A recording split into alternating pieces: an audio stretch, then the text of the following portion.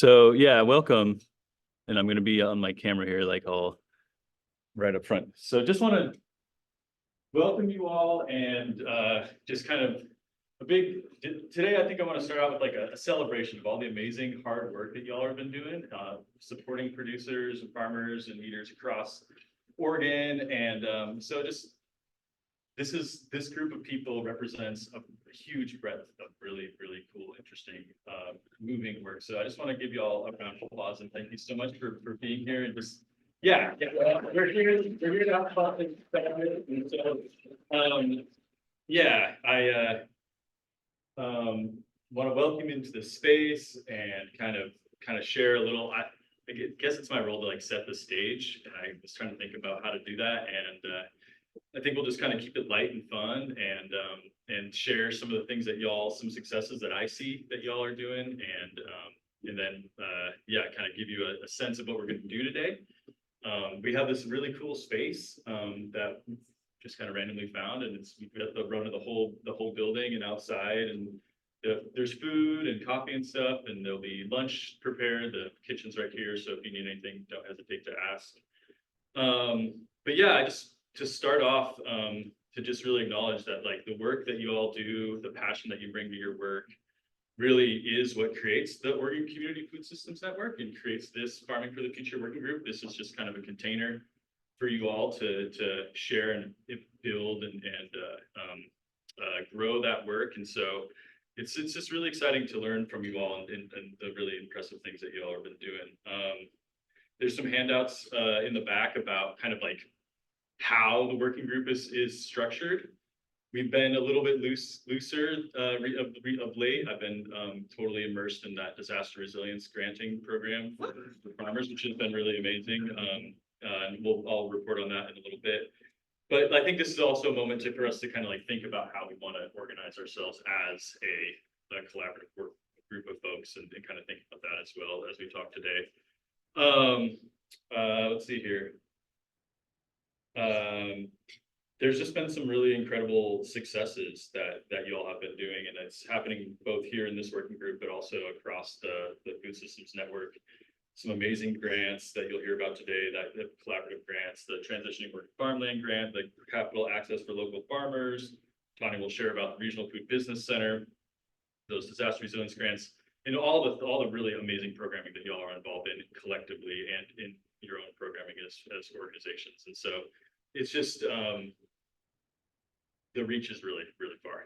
So just want to really highlight those at the first part of the day, and just acknowledge that your work is being rewarded. You know, there is resources coming to this, and there's more to be worked towards. And I think that we're here today to kind of imagine how we can both expand and access those continued resources and seeing the value of what y'all are doing.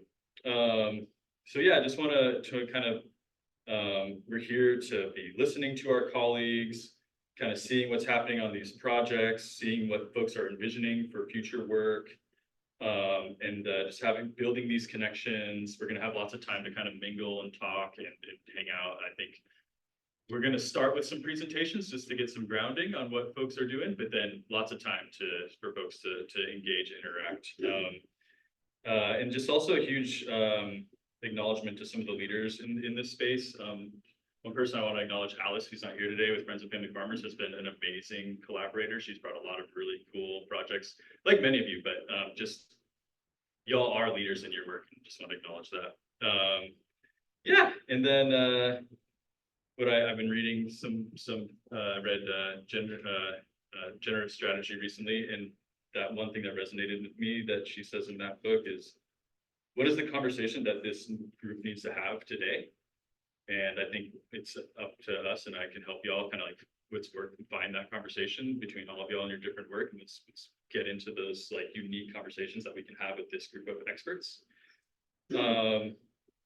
And yeah, like I mentioned, I think we're kind of in a little bit of a transition moment for this working group. We have an opportunity to reimagine how we work together. We're bringing more and more folks in. I think there's people who aren't in this space who we would benefit from having in this space. So continuing to try to like broaden our work and reaching out to folks. And we can imagine that as well today. And I think, yeah, how we do go about putting this work together and how we are collaborative across organizations, agencies, I think is really, really a special thing that we get to do here today. And then, you know, I think also with a little bit of grounding that we're not in easy times. I think that we obviously know climate crisis, brutal conflict across the world. It's going to be an election year this year.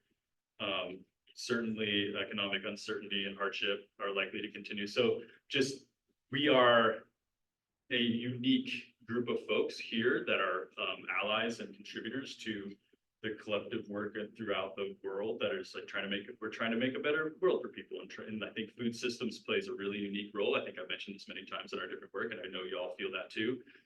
And so thinking about that as well, that, you know, in these really difficult times, how we as a group can contribute to that effort to alleviate suffering for folks. And I think food systems really has a unique role in that in Oregon. And we have a unique opportunity in that as well, with such a vibrant small farm landscape here. So with that, yeah, one thing I recently presented at the Oregon Resilience Summit, which was a bunch of different folks who are working with communities impacted by disaster, fires, these types of things, and presented on our resilience grant program, and learned really a lot about how these different groups, you know, deliver services to communities experiencing disaster. Our farmers that we all work with are one of these unique communities that experience our front lines on a lot of these things. And so, yeah, I think it's, we have an opportunity, like I said, to really deliver. And there's amazing interconnections that we can have with food systems work with the broader sectors, you know, conservation, social justice, all this different work has some really good intersections. But, you know, we're going to be definitely drilling into y'all's programming, and want to, like I said, celebrate what we've got going on here today. Thinking creatively, and asking y'all, kind of just inviting you to be vulnerable, really deeply listen to each other, and connect as we do some creative visioning for the future for our work to support small farms. And with that, I think we can be really great allies in the broad intersection of work to build a better world. So thank you for being here. I think it's really, really amazing that I get to hang out with such cool people. So the space, I think we've already kind of covered it. We got food, we got some light breakfast stuff here. We'll bring out some snacks in a little bit. Drinks, coffee, water, bathrooms are over there. We get the whole run of this building. So when we break out, folks can go over to the little lounge over there. We can go outside. There's a park just like across the street over there. So folks, if you during lunch, you want to go for a little walk, I did that this morning. It's a nice little walk. You can go walk around the park. Yeah, and get up, move around. I think we're going to be pretty flexible today. We're going to have a good day. So, oh yeah, I'm remembering. So I asked y'all to kind of provide some like what you want to do today in the registration, and I pulled out some highlights of like what folks feel like they have, what they want to do in this space. And to be honest, I've done a couple of these surveys now. Y'all are interested in a lot of different things, a lot of really diverse things. It's one of the challenges of the committee that, oh yeah, I want to give a big shout out to Tara running the Zoom and help with the convening, planning, Christina, Carly, Chantel with Oregon Farmland Trust, and Megan. I hope I think that's everyone. That. But there's a whole team that helped kind of put this together. And with that, we, you know, we can see that y'all have a really broad range of things you like to work on and things that you focus on. And so as a group, trying to think of like specific things to drill down on can be a little bit tricky. So as some examples, you know, folks looking for referrals, how do we refer each other to partner organizations, looking for insight to workforce needs, looking to connect with others, providing business technical assistance, deepening our service provider network so we continue to improve our technical assistance support across farmland, farm business coaching as an org serving the Latinx community. Love to know people as a whole, as much as that's relevant, appropriate, and possible. We'll do a little like icebreaker. We get to like hang out and talk to each other for a little bit. And then, yeah, so there's a servicing organs, producers, all farm and other historically underserved producers is kind of our, foundation. But with that, there's a lot of different things that folks do. I'll bring this up again later. OCFSN is in the process of starting our like big organization strategic plan. You, as this working group, are really a really important part of that. And so we had our coordinator, our consultant, make a little survey for y'all to fill out sometime today. And I'll put it up again, the link to offer some insight onto that like initial stages of strategic planning. We're not in the strategic planning right now. We're kind of in like the planning stage, and it's really important for y'all to give your insights. So that's that. Today. Okay, so here's the agenda. You all got one at the beginning. If you didn't, they're at the table and we can pass them out, but we're gonna do this kind of introduction, and then we're gonna do a little icebreaker while you all get up and kind of talk with each other, learn about each other a little bit. Then we're gonna hear some presentations about some programs and projects that I thought were really inspiring and insightful that I think you all will learn from, and kind of get us a little bit grounded on the different work that folks are doing. It's not everything.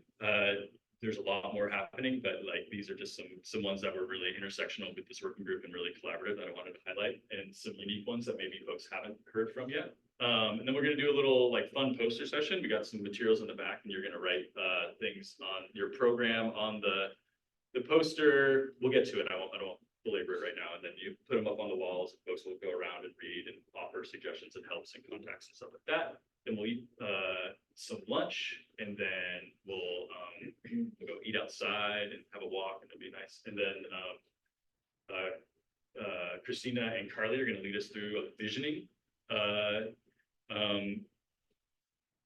process. I'll let them kind of run us through that, but we're going to kind of like think about like what our vision for a farming future in Oregon looks like, and kind of help that inform our last bit, where we're going to have some table topics where we have some specific issue areas where folks can come together and talk on specifics. And then hang out afterwards. Folks can either head home. Folks who are staying in Corvallis, go like check into your hotel and stuff, and then we're gonna go meet for dinner at the Common Field food carts in downtown. And then on Friday, for folks who are able to join us, we're gonna do a couple really awesome site visits. We're gonna go, Tegan, thank you so much for setting those up, really appreciate it. And we're gonna go meet at the fairgrounds. We're gonna get into OSU vans, and we'll all be together like a field trip. And yeah. And then we'll go to Summer Produce, which is got some really awesome intersections with the work that folks are doing. Their disaster resilience upwardly. They've got a land succession story that is really interesting. So we'll go check them out, learn from them. We'll go stop, use the bathroom, and then we'll go to the National Clonal Germplasm Repository. Whoa, what's that about? We'll learn. So mysterious. Yeah. So if folks haven't signed, I got a list for folks who are joining us tomorrow. Just make sure to sign that, so we have a list tomorrow that we can check off. Make sure we don't leave anyone at that parking lot. Or anywhere else. Or anywhere else. Yeah. Okay, so that's all I got for Tanya. I volunteered to take a couple of pictures so that when we write up the newsletter article on this, we would have some nice visuals. If you didn't sign the photo release at some point due, and there's a spot to opt out, and then if I get you a picture and you're on that list, then we'll use that picture. So you can just tell me to, but probably good practice to sign. I think that's great. Yeah, thanks for setting that up. Thanks, Tanya. Yeah, really appreciate Tanya. Tanya and I are the two OCFSN staff members here. So yeah, really want to appreciate, Tanya, all the great work and support you've had for this working group, both as a participant and now as a staff member. So, okay, let's get up and move around and don't have to listen to me yammer anymore. And we'll, this is a little milling exercise. So we'll have about 4 minutes each. You'll find a partner, hopefully someone you haven't met before, or that's fine. A lot of y'all know each other, so it's fine if not. And you'll ask them this first question: what first inspired you to this work of helping farmers? And 4 minutes for one person to answer, 4 minutes to the other person to answer. You get up, you find another partner, ask the second question, same, then the next one, and we'll go from there. So yeah, and maybe we'll cut it a little short if people are kind of just milling about. But any questions on that? The little milling exercise to get us chatting. Well, thanks for letting me rush you through that. We could have given you a little bit more time, and then I was looking at the clock and was like, oh, my math didn't add up. But we're gonna move on to the, as you all probably felt. So we'll move on from that, and we're gonna go straight into our presentations, and we're gonna start. So this part, we're gonna be hearing about these awesome, amazing projects that folks are leading in the working group, and Natalie's up, or the FOP team is up first. And I'll be for the presenters, I'll be giving you time notifications, and we're gonna learn. Now is the learning component of our day.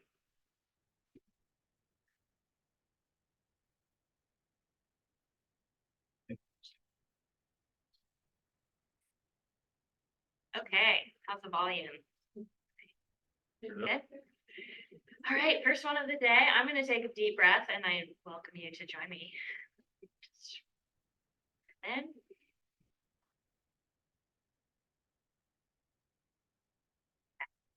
This is a lot to cover in a short amount of time, and Alice typically gives these policy presentations. She talks a lot faster than I do, so I'm going to try my best to cover the highlights here. And Brittany also works in the advocacy program, and she's going to help back me up on this topic. I'm Natalie Danielson, and I'm one of the co-directors with Friends of Family Farmers. Recognize a lot of faces here, and there's some new ones. So welcome. Okay, so Friends of Family Farmers advances policies and programs that protect and promote and sustain resilient and economically viable community agricultural systems in Oregon. So we're going to be talking about how we inform those policies and programs, and try to do that with a lot of transparency. And all of our policy initiatives come from farmers, and so we want to share a little bit about how we came up with what we're working on now. And so we'll go over the data collection part. We do data collection every other year in even numbered years.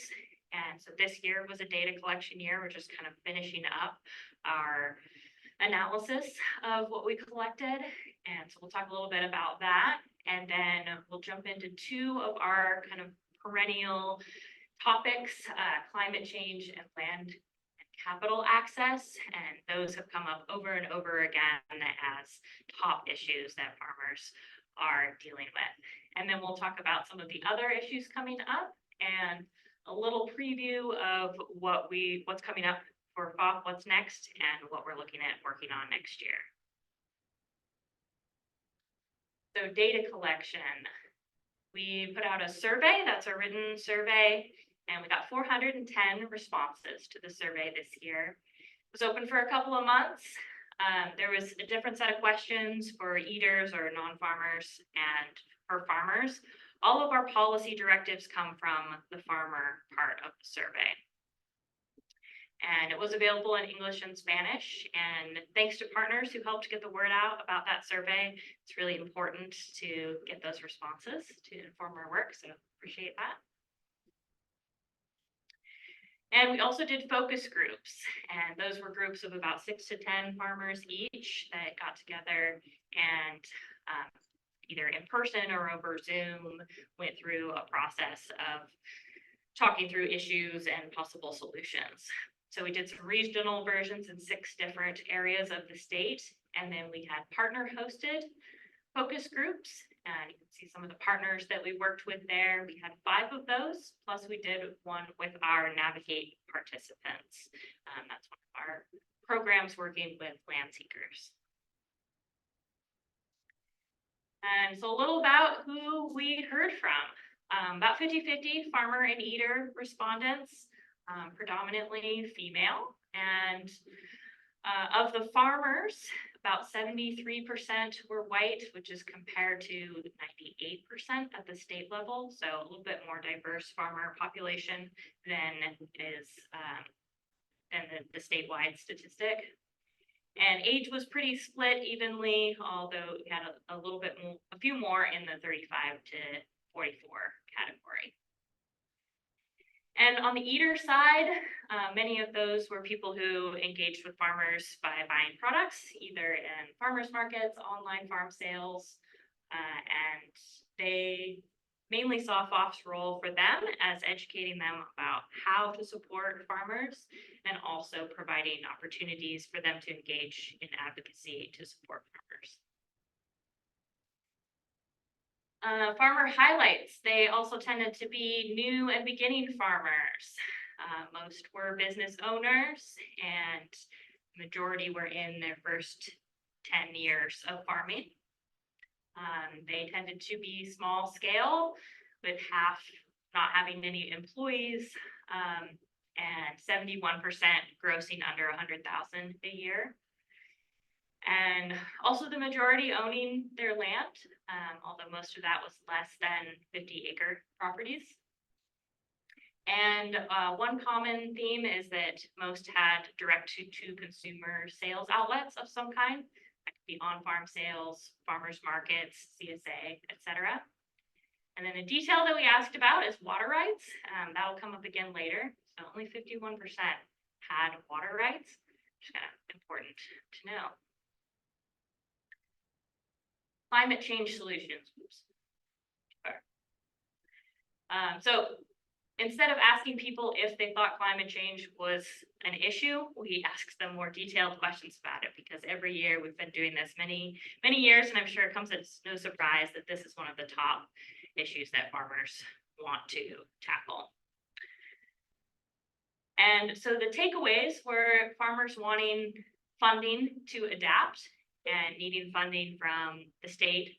It's, also from federal sources, but we work at a state level. And not wanting early adopters to be left behind, people who had already adopted good practices, being able to fund continuing those practices. And then being inclusive of small farmers and giving options for really small farms to aggregate and still be able to access some of those funds. And then improving access to federal dollars so that farmers aren't leaving money on the table because those federal dollars are difficult to access. Land and capital access. This is our second, always comes up as one of the top issues. And takeaways from that are similar. Also, farmers need money for land. I'm sure that doesn't come as a surprise to anyone here. And technical assistance is also important, but it only goes so far. Can't afford farmland at all. And then needing land seeker focused solutions, giving funds to landholders to change the system wasn't as popular and has some equity concerns. And then needing options outside of conventional finance, state banks, state-backed loans, CDFI, some other finance options for farmers. And again, improving access to federal dollars. Emerging issues. So these are some other issues that came up as kind of top of farmers lists as they selected from a whole list of things. Land use problems, that encompasses several different kind of nuanced areas. Expanding the urban growth boundaries, or expanding urban growth boundaries is an issue for land use. And agritourism limitations, problems from surrounding commercial development, and lack of housing on farmland or accessible housing in general. Another category is market access and infrastructure. So that includes things like food safety regulations, and in that is raw milk, which we've worked on before, FSMA, etc. Marketing difficulties, lack of access to commercial kitchens, meat processing, and other processing infrastructure. Oh. And 1 minute left. Access to distribution and sales services as well. Water is another category that comes up over and over, and that includes water quality and protections, water rights and allocation, and water quantity issues. So a little policy preview. We will continue to work in coalition on various issues that we've been involved in, and a few of our coalitions are listed there. And then also continue to support the OCFSN member priorities through the community food systems at the legislature working group. Coming up next, we've got our full policy report is coming out on June 13th. And we are on track to meet that date, which is really great. And make sure you're signed up for our newsletter to get that full report. And we'll have more info, more details on the surveys and focus groups, more info on campaign planning for the future, and a formal announcement of next year's policy priorities. Little preview of what those might be. We can only choose 2 of these. That's due to our capacity and financial landscape. So this is why we ask for donations from farmers to work on these things, and from everyone. We'd love to work on more than 2 issues. The 3 issues we're choosing from are small farm water access. So that comes back to that stat that only 50% said that they have water rights. So finding a solution for really small farm domestic well usage in a water constricted landscape where there aren't new water rights available. Educational agritourism is another one. So farmers are wanting to have educational workshops, and so we're looking at ways that we might be able to help and provide some more consistency throughout the state for just that limited piece of agritourism. And then meat processing inspection program. This is something we worked on for many years. There's still no funding line in the ODA budget for the state meat inspectors themselves. And so that's another top issue that we might dive in on again next year. Board is voting right now this week on which of these things we're going to pursue for next year.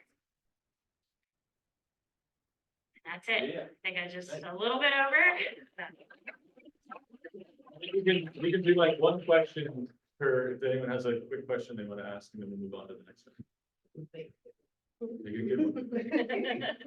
I'm sure there could be a lot of questions. We can talk about this later. Okay. Ready? Yes.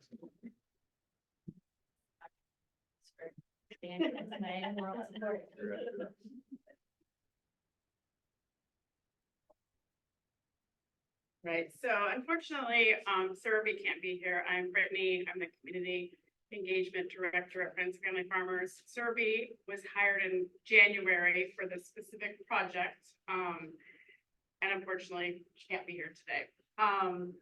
So we have a new project, like I said, started in January called Capital Access for Local Farmers. It's the CAP project, known as not a farmer-facing program right now as it stands. We're hoping in the future to make changes and get more grant money and change that. But right now, we have 2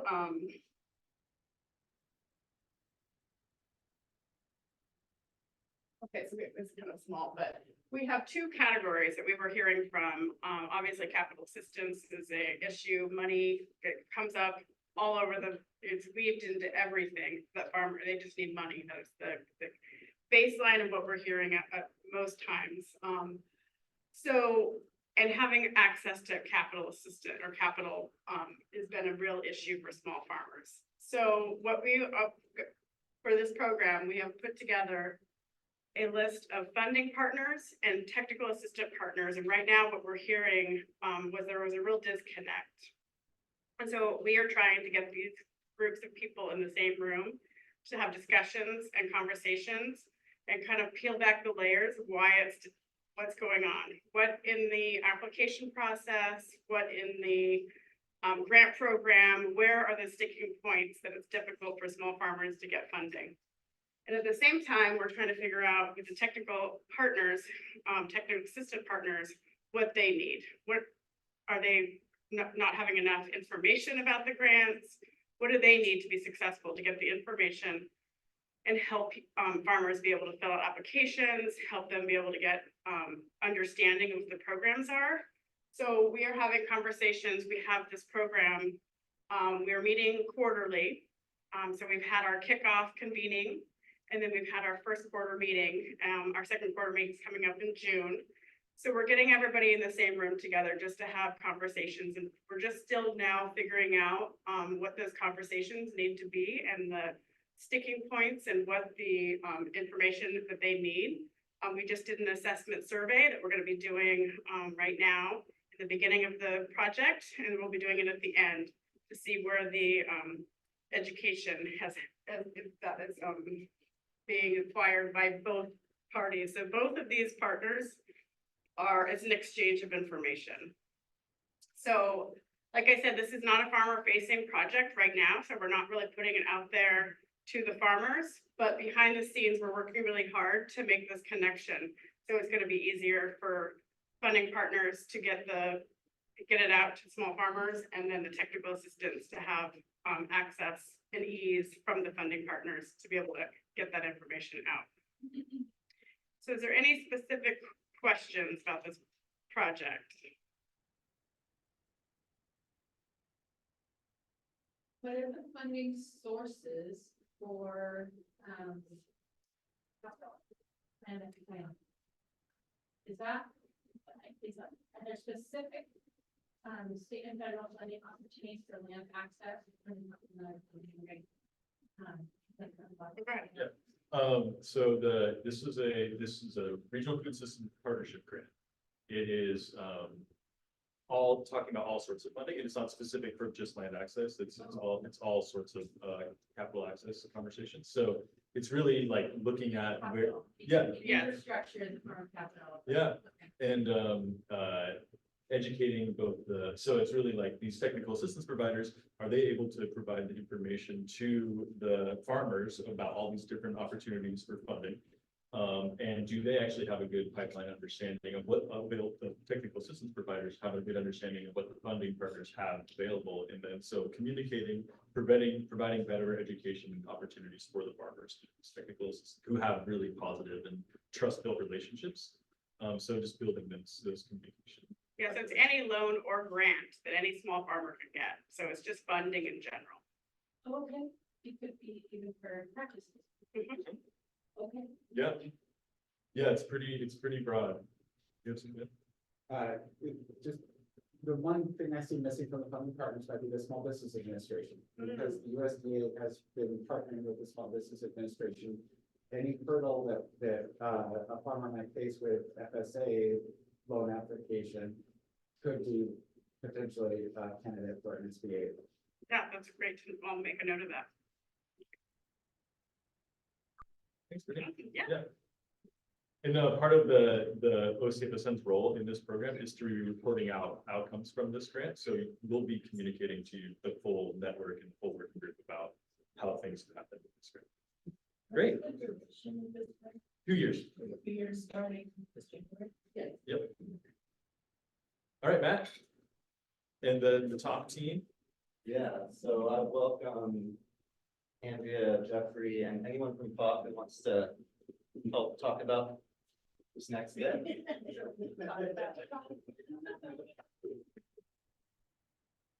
Hello, good morning.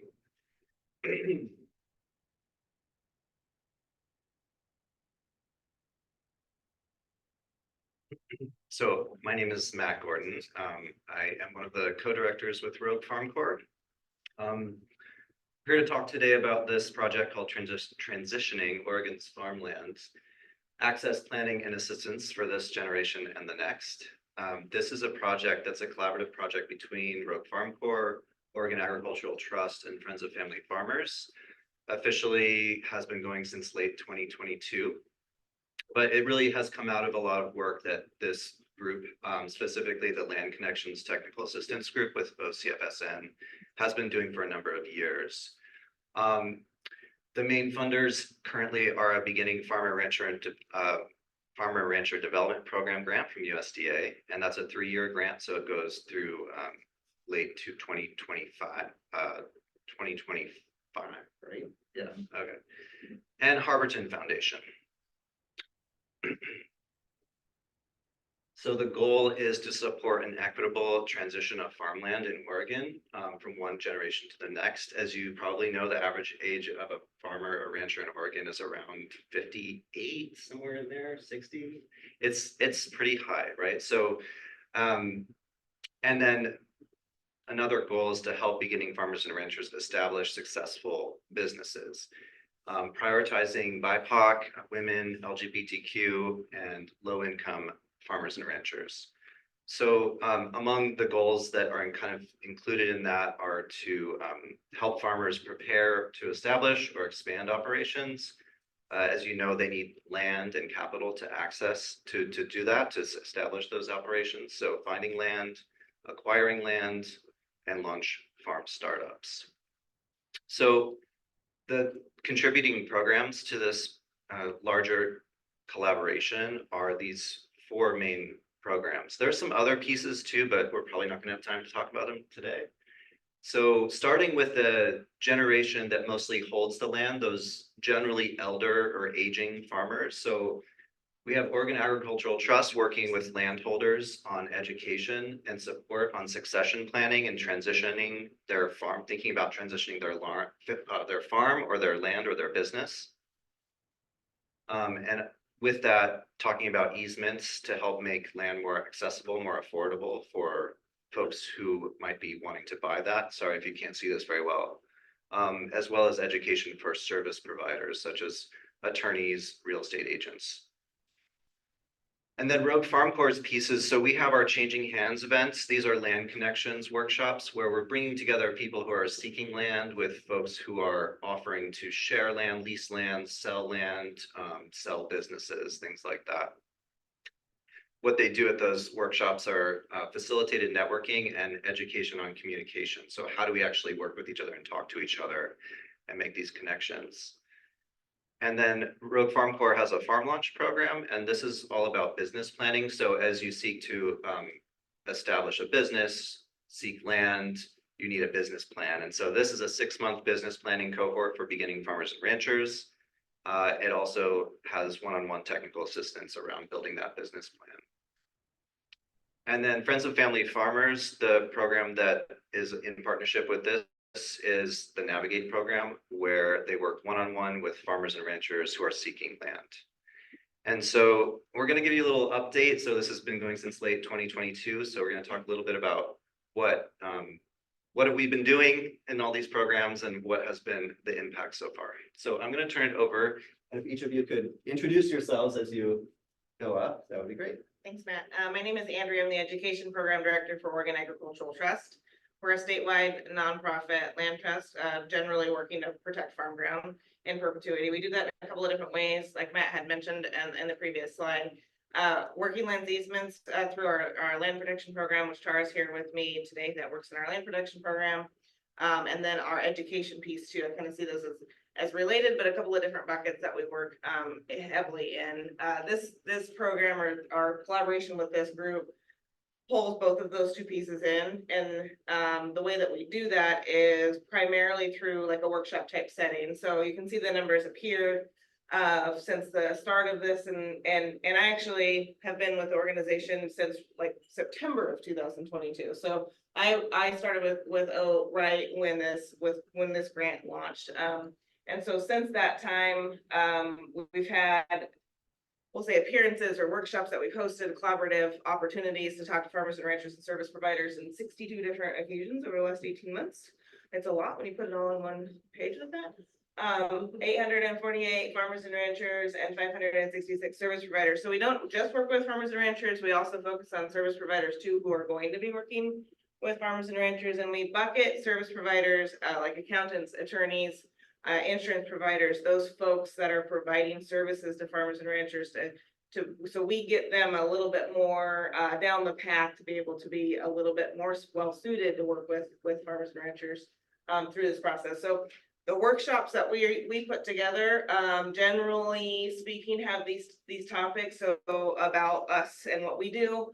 Working land easement, succession, estate planning, working with service providers, we oftentimes will bring in accountants or attorneys to talk to the group, bring in other succession type speakers. We oftentimes will speak on behalf of that succession topic or working lands easement topic. And then super excited to say, literally this week, we've launched our one-on-one succession person that we hired 3 months ago, and they're gonna be working across the table from folks that need just a little bit more of a boost down that path. So even though our workshops have been successful and just for the group, because I've already had a couple of conversations, we really love to collaborate with other organizations on putting these workshops together. It works really well to do that, so it's not just us, it's other partners as well. So workshops we're doing well in that regard, but we're finding that folks just still need maybe that assistance. The material that they collect at the workshop goes in the back seat on their way out, and that's where it stays. So our one-on-one person is going to be able to not only sit across the table and talk about that succession, but also like some business advising pieces as well that oftentimes play into that puzzle as well. So super excited that launched this week. And then just some additional resource material that we're continuing to build. So I think we are well on our way to making hopefully some impactful difference. So next opportunity to explore some additional skill expansion, which will appear again in the poster section. So Okay, I'll go fast. Hi, everybody. I'm Jeffrey. I am the director of the Future Farms program at Rogue Farm Corps. Future Farms program, under which falls the Changing Ends workshops and farm lunch that Matt talked about.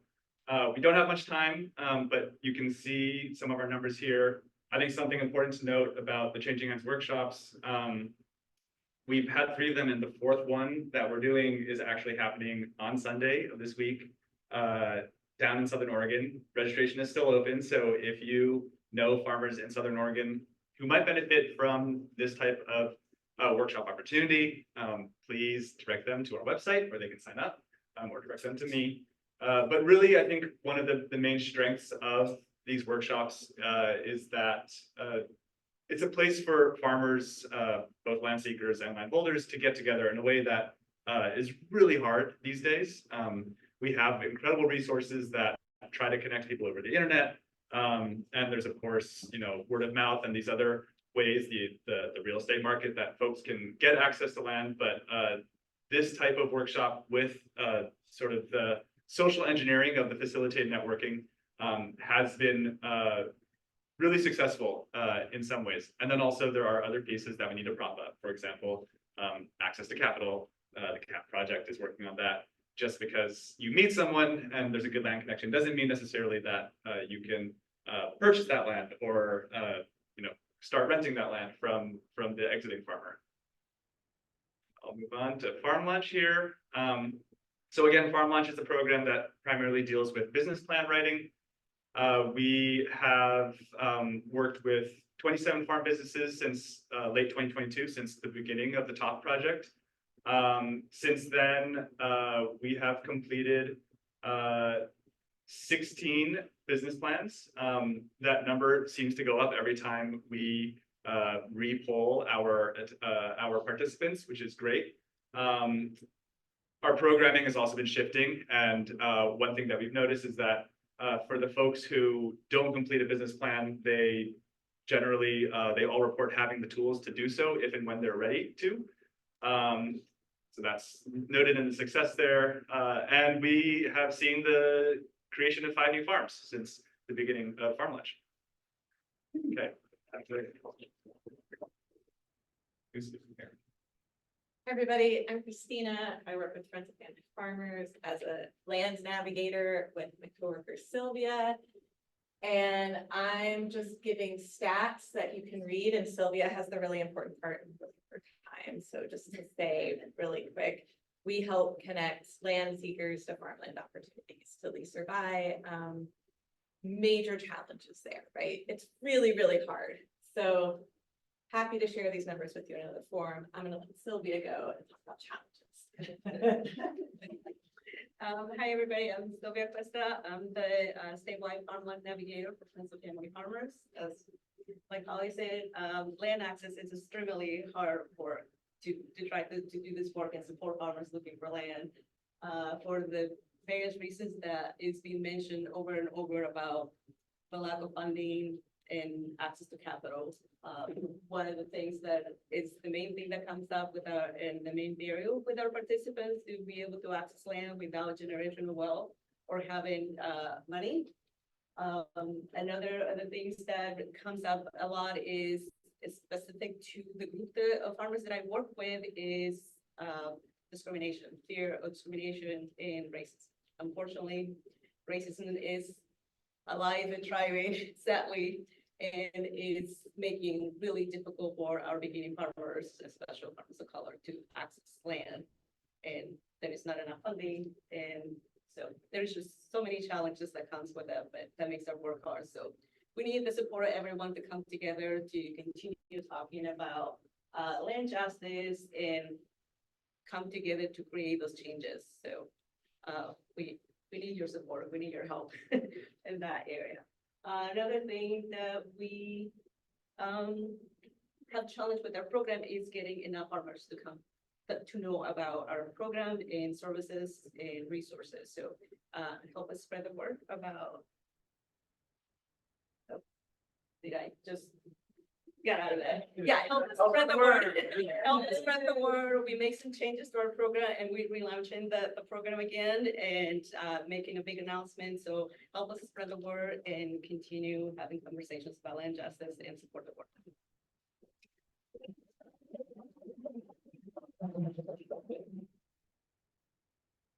Hi, my name is Adam Full. I'm Executive Director of Outgrowing Hunger.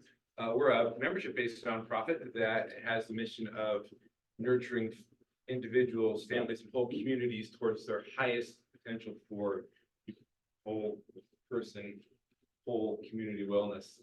Something over that. I've been at a conference over 8 hours a day for the last 2 days in a row, and I refuse to do another PowerPoint. So I'm just going to step out in front and talk a little bit. So we wrote a grant in 2022 based on conversations that I had with Greg Holmes and Sherry Sirkin and some other folks on the Access to Land Committee before that merged into this committee, I think, back in 2018 or so. And we had, hey, wouldn't it be a great idea if we could solve some of these problems through a cooperative project working with a specific group of people? To get onto land, to get to the water, to get to the ownership, to get to equity building opportunities.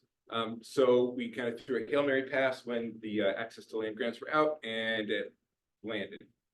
Scored a touchdown. So $800,000, which was written through our strategic partner, Rockwood CDC, or the Community Development Corporation of Oregon. And that's letting us buy the 19.5 acres upon which we currently have a 12-year lease and have 25 farmers that are working in that, plus another 9 farmers in the pipeline on urban training program, plus another 30 or so that are kind of coming up through the system. As a membership-based nonprofit, we're focused on them. What do they need in order to be successful? And then spread the benefit out there to the community. What we were funded to do is to buy the land, to come up with a legal and decision-making governance structure that would allow the farmers to circumvent Oregon's great land use planning and actually have ownership of a representative share of this 19.5 acre property. We don't know what form that's going to take. We've got 4 years. It's 25% of my time for the next 4 years to figure this out. And we're fumbling through it. And it's been 6-7 months now, and that we actually have the agreement from the USDA, and they said, don't start yet, don't start yet, don't start yet. Okay, you can start talking about it, but don't actually do anything yet, because they're still developing policy. They don't even know what the policies are going to be for this land purchase. But the idea is, and they're developing these policies with the actual grants in mind, which kind of took a big lot of stress off me. It's like, hey, are they going to decide that the whole thing that we want to do isn't within their policy? No.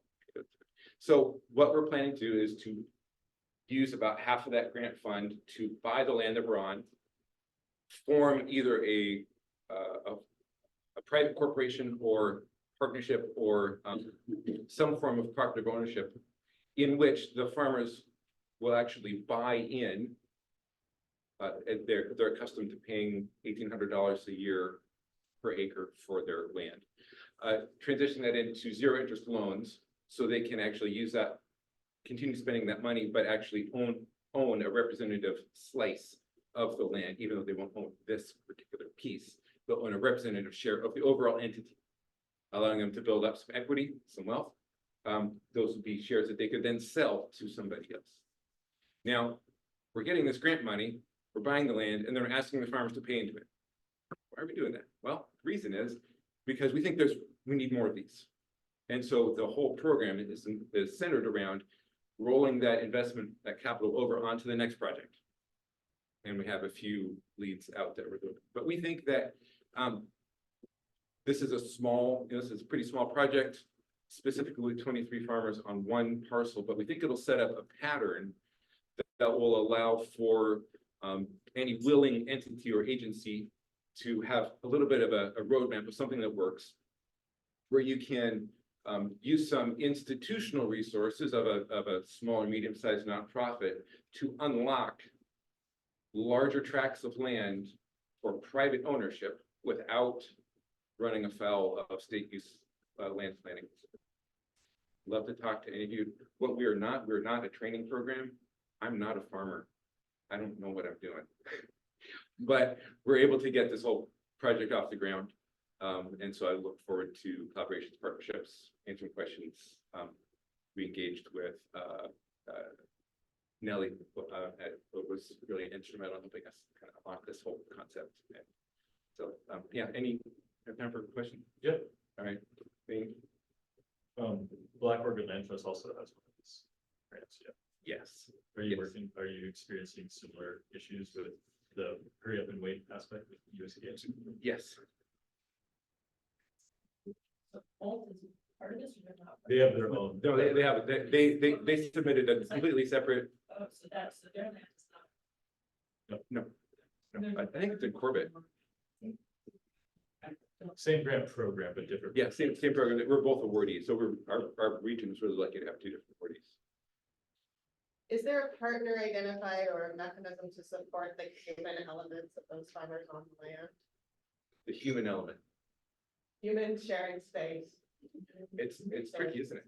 Is there, yeah, so as a part of this, is there that consideration or what kind of Yes, support is so- going to come into play for that concept? The concept is that these people have already been getting to know each other for 4 years. They've had some conflicts. They've had some resolutions to conflicts. Some people have decided that they don't want to share space with anybody, and they left the program. Other people are actively pulling people together and trying to resolve conflicts. I get behind it and I support them. The hope is that by the time this thing is all said and done, these people have been working together for 8 years. And if they can't figure out how to work together to figure stuff out, share duties, assign responsibilities. One guy bought a tractor. Anybody needs tillage, they call that guy. And if they don't like that guy, they call somebody else and they pay them, right? But everything is fee for service. There's nothing for free. Nothing for free. Because it distorts the market, it distorts the business model. I think so. Okay.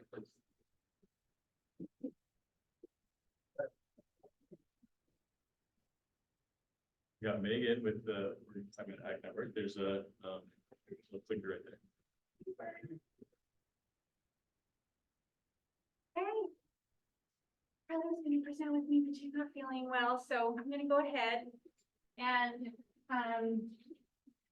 we are gonna share about our evolving and developing soil health network. We have just gone through a process for the last 5 months. You're hearing a lot about processes. We're all going through processes of planning to clarify the structure of an inclusive, collaborative statewide soil health network designed to promote soil health with a focus on meeting the needs of marginalized, underserved producers. And we recently convened 2 advisory councils, one of producers, one of farm service providers. We had multiple rounds of input on our proposal. We also had input from other key partners, Soil and Water Conservation District partners, NRCS, OSU Extension partners, and the process resulted in an 18-page overview of what this network would look like. And I'm just going to give you some highlights of that. And we're hoping that that will really provide a basis for us to proceed, launch it, seek funding. We don't actually have funding to implement, didn't have a network yet. We just have a concept. And we're doing some of it already. For those of you who know us, we're already the soil health network. So we'll talk about that a bit too. So our vision is a future where healthy soils are the foundation of thriving food systems in Oregon, reconnecting healthy ecosystems, economies, and communities. And our purpose, the path to this vision, and the primary goal of the network is increased adoption of soil health practices on Oregon's farms and ranches. And we also just want to acknowledge with that a lot of farms and ranches are already implementing really great soil health practices, so it could be supporting them and continuing those practices. We believe that the following elements are needed to support producers in successfully implementing holistic land management practices that result in healthy soils. So adequate technical assistance, you're hearing a lot about that today, financial resources, a network of supportive peers, and land tenure. I'm seeing a real theme in all of our presentations around these four things, really. They're almost all included in what we've all shared. So those are all needed for soil health as well. And the pieces that kind of the big elements of the inclusive collaborative statewide soil health network that the network would provide to producers are resources. Relevant, accessible, streamlined resources to implement soil health practices. And I'll just kind of rattle off to give you an idea of what that means. The kinds of resources we're talking about are information and tools, including soil health equipment and testing, technical assistance. It could be for implementation of soil health practices. That could be one-on-one support, or it could be educational events like a farm field day. Financial incentives, including grants and payment for practices, workforce training opportunities. I heard a little bit around a need. One of the things I saw that Andrew reported in the survey that people asked for, one person asked for some help with workforce opportunities or workforce training around sustainable ag or sustainable practices. So that's a piece that we're looking at how that fits in. So we're supporting farmers with these practices, but what about the folks who are actually have their hands, maybe not just the farm owner, but farm workers? And how can we help build workforce development opportunities for farm workers? Additional support for underserved producers, and we'll talk about that too, a separate piece. So as an important piece of the network. So peer connection, helping connect producers with each other who are in the same community or part of the same practice or part of the same crop type, for example, to share successes and challenges and support each other. As we know, the same way that being here today inspires us and kind of charges our battery to keep doing this work. Farmers need that as well, or really benefit from that when they get together and they share about what's working well or what they're challenged by, as we know. And then capacity. So we know that farm service providers are also needing support. We're hearing a lot about that today. And then alignment, making sure that people know each other, know who's who, know who's doing what. We can pull the right levers at the right time. I didn't realize I had a whole slide on this. So this is about the resources the network would provide to producers. And our strategic approach is to leverage farm service providers, those who are already trusted farm service providers, and peer influencers or farm influencers, so who can provide support. So those would be people like Soil and Water Conservation Districts, NRCS, and then also though, those of us in the room and organizations that we're connected with that may be more trusted, especially to farmers who may not have had success working with more conventional or more institutional with the institutions. So provide place-based and peer-driven support. So that means that we're looking at some regional hubs. I think some of you are familiar with these models. We have different models of regional hubs around the state. And so we're looking at a regional hub model. And I'll share a little bit more about what that looks like. And then enhanced support for historically marginalized producers. You might need support with translation, interpretation, or just write the grant for me. I'll tell you what I need, help me write the grant. Who is the network? The network is made up of, so again, this is a soil health network. The network's made up of producers and farm service providers.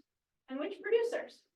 Producers interested in maintaining or improving their soil health from a variety of crop types, farm sizes, racial, ethnic identities, and geographic regions. And we're talking here about anyone involved in planting, cultivating, harvesting, including farmers, ranchers, and farm workers as producers. And then which farm service providers?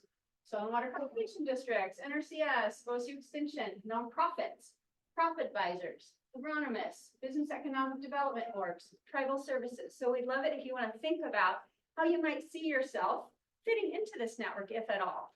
If it's part of your work, if soil health is part of what you do. How is the network structured? This is a little hard to see.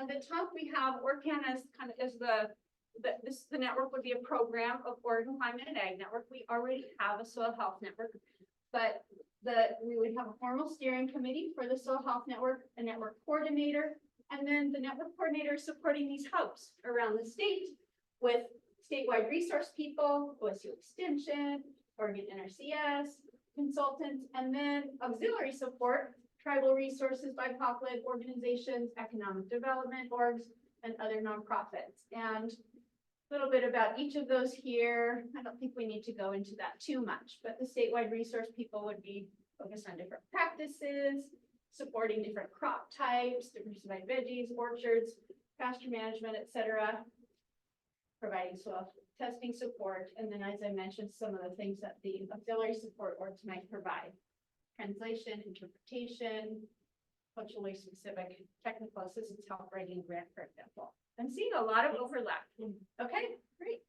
And here's a little bit more about what the regional hubs would provide or connect to: TA, statewide resource people, peer community, financial incentives.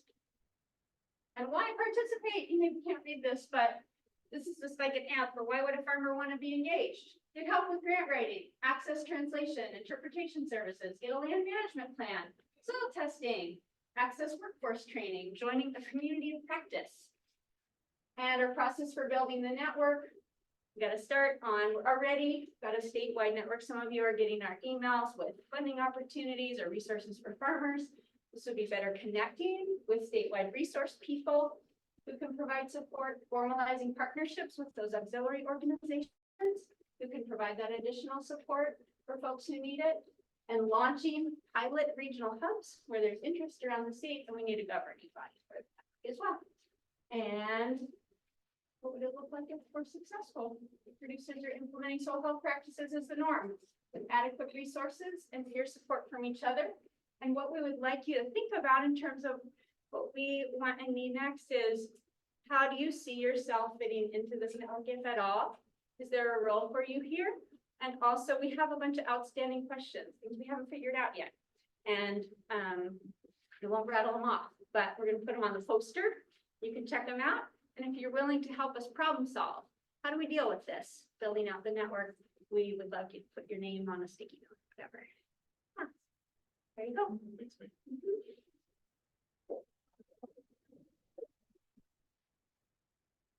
Okay, we have two more. Y'all have been awesome learners. Two more quick ones, and then we'll that'll be the end of this component. All right, sorry, I don't have pretty slides. This is my actually most visual one, but I'm Tanya Murray. I am now working for the Northwest and Rocky Mountain Regional Food Business Center, super long name. This center is one of 12 centers around the country that the USDA funded. They launched last July.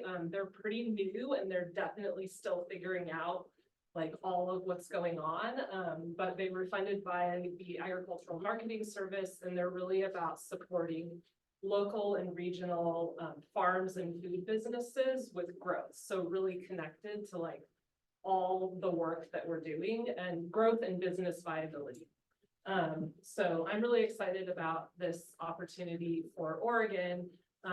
Our center is housed at OSU and Colorado State in combination, and my role is as the state team coordinator for Oregon. So I'm really the person on the ground in Oregon getting to implement some of this work.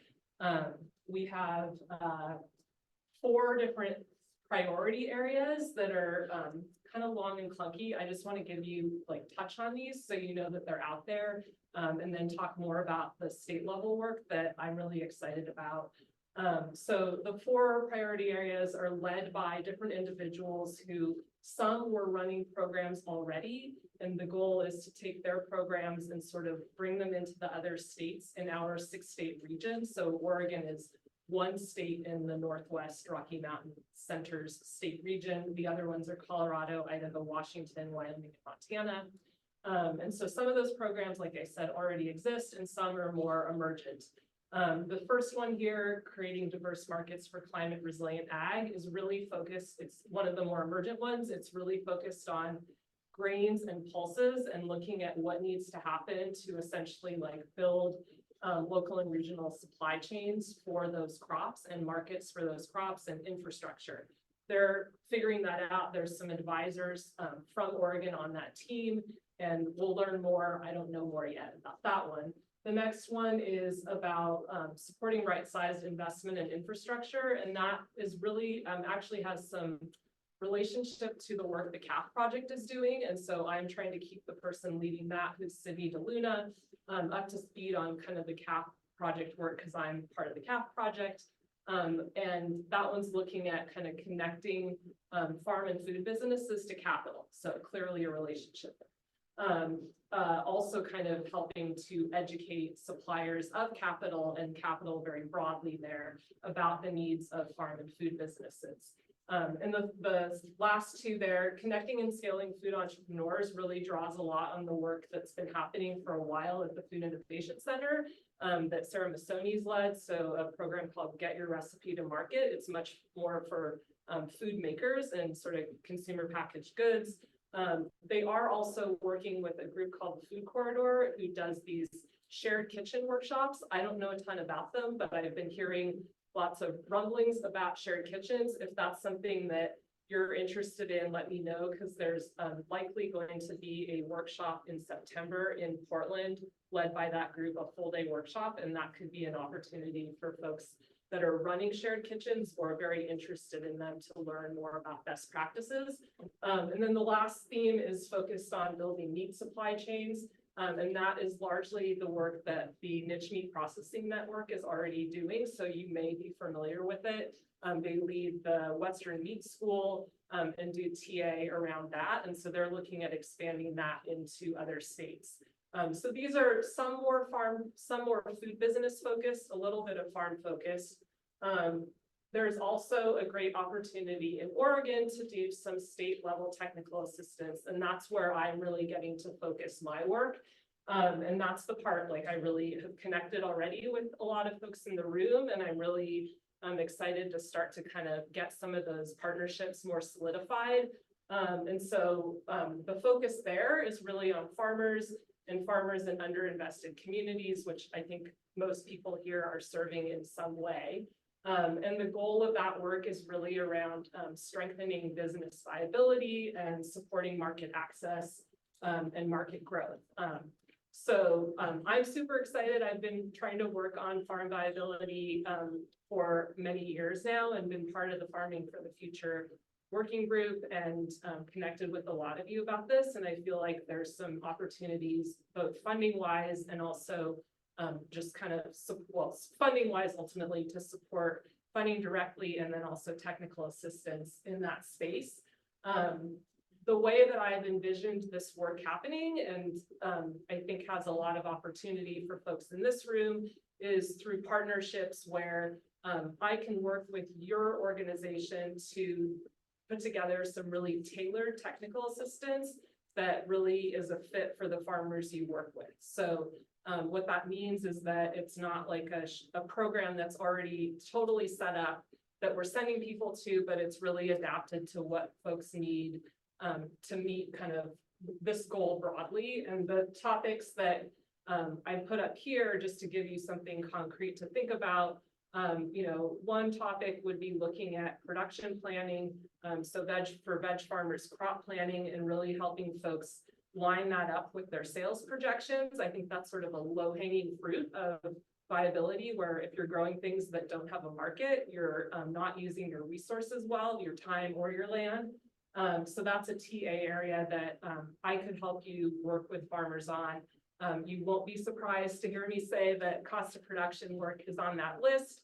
And that could be, you know, the program I have led for a while called Know Your Cost to Grow, but it could also be a variation or modification of that, because not everyone's ready. And I've been continuously kind of revamping that program to make it more accessible.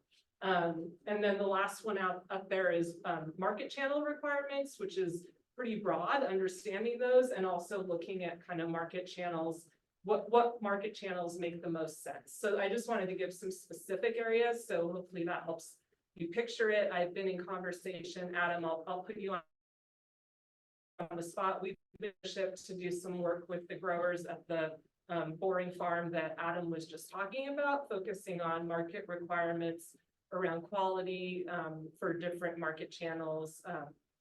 And so it could be a really small project, like a couple of trainings, or it could be a longer thing, or it could be TA. It's really open-ended, and again, can be tailored. How am I doing? 1 minute? Gosh, okay.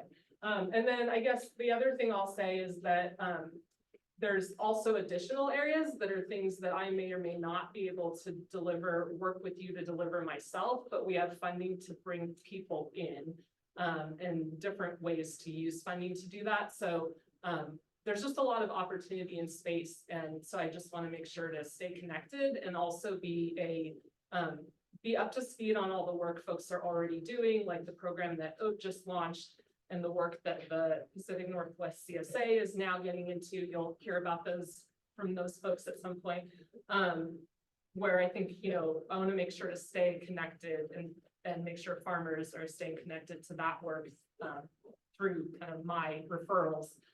So just keeping us all coordinated. I have one more slide I won't talk about right now, which is about the business builder grants. They're coming, they're not here yet. You haven't missed anything.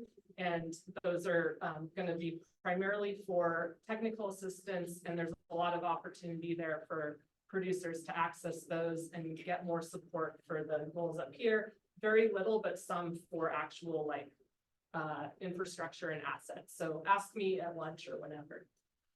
Okay. Thanks, Sonia. Yep. Okay, so thank you all. This is the last one. I'm going to go really quick through. This is just a tiny snapshot of what everyone's working on here. So pretty impressive, all the work that y'all are doing. So looking forward to kind of opening up the conversation. Something that we have done as a network is advocate for and then deliver disaster resilience grant funding directly to farmers. You're talking about those resources, those financial needs of farmers. We're doing that for this specific population. These grants that we did finish the first round were all the checks. We've got a couple outstanding checks of $1.6 million to farmers this year have already been written, and farmers are starting their resilience projects on farm.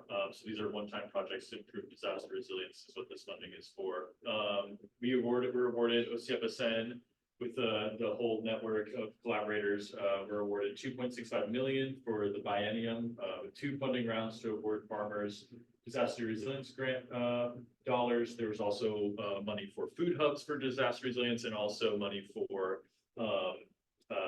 Oregon's Farmers Market Association for improving disaster resilience for Oregon's farmers markets.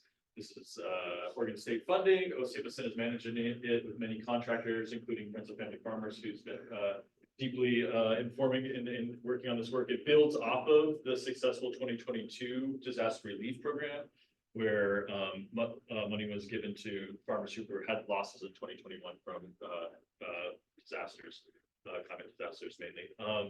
There were 2 pools. We translated all of our materials into Spanish. With this first round being completed, we have a ton of things that we've learned. This population that we've worked with, y'all are getting kind of the first sneak peek. We're gonna be writing a report with a lot of more detail on some of the changes for next round and what we can offer folks who are doing this types of resources, grants, funding to farmers, and what we've learned and how to, the technical assistance for grant writing is gonna be huge. There's just a lot of pieces there. So these are our goals. I'm just gonna jam through it. The project categories were really broad. We really wanted to trust the farmers to ask for what they needed. With that, we learned a lot about some of these projects that we didn't quite understand when we first started, and had some serious considerations about what we wanted to fund and what we could fund. And we had an amazing grant review committee. Many of you are here in this room, and had some really positive conversations and tough conversations around types of projects. But here's some of the outcomes that y'all get to see. Okay. What? There we go. 1.6 million awarded in 2024. We had 4 million requested out of that 1.6 million available. So we know the need is massive. And that was with a pretty significant filter that we were requiring farmers to have a Schedule F completed for their, so we could verify income. That these were farm businesses. There would have been a lot more requested if we didn't have that strict requirement.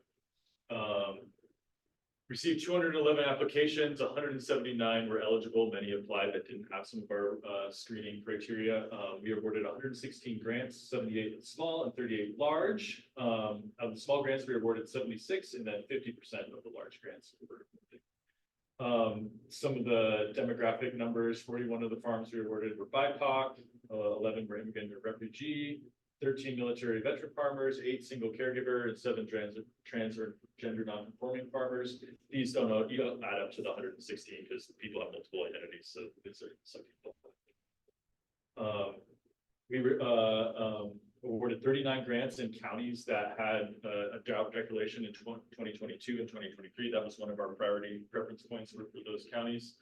Location,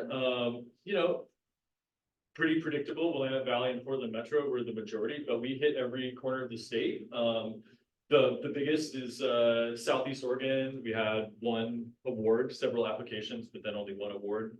So there we still have work to do out there. I was happy with the South Coast number. 3 farms on the South Coast were awarded. These are the types of projects that were awarded. So 71 irrigation and water efficiencies, 50 shading cooling. We can see that irrigation was the biggest need. And farmers were able to apply for multiple projects in their grants. So this also doesn't add up to 116 because they had multiple projects. But one thing that was interesting was that monitoring and research and planning were low. I kind of expected it to be on the low end, but not that low. Folks know what they need. They know the equipment that they need, and they're ready to implement it from what we can tell. And then this is just a quote just from one of the farmers who's awardee, just really talking about how these farms are the front line in climate disasters, and that these funds are really making them more resilient, and thanking the Oregon legislature for that. And so the next round is going to be opening up in the fall of 2024, fall winter 2024, 2025, and then we're already met this week about plans for the next legislative session and thinking about how we're going to continue this program and funding for farmers into the future. And let's take a break. Sarah had a question. Yeah, what's the question? What types of projects are in the other? I'd have to look at the number. It's pretty broad. Or the data. What was that? Now you can. Yeah, so if there's so let's take a moment, we can get up, and then we're gonna move to the kind of more fun poster session where we can do some creative artsy stuff, and then some milling and talking and hanging out. So yeah, thanks everybody. And this is the last of the presentations.